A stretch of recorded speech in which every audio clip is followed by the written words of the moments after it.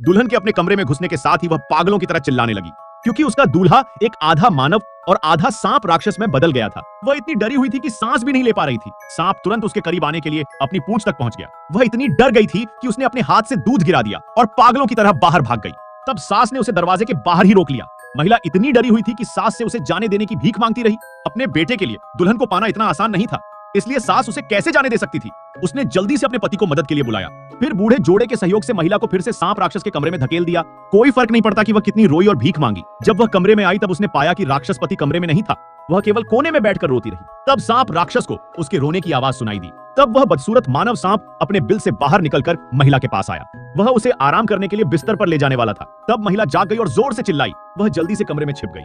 तब महिला ने एक लकड़ी का बक्सा उठाया और उसे सांप राक्षस पर तोड़ दिया, जिससे राक्षस की जीभ कांप रही थी। उस समय महिला ने गलती से लोहे का दरवाजा खोल दिया। वह जल्दी से अंदर छिप गई और दरवाजा बंद कर दिया। गुस्साए सांप राक्षस कमरे के चारों ओर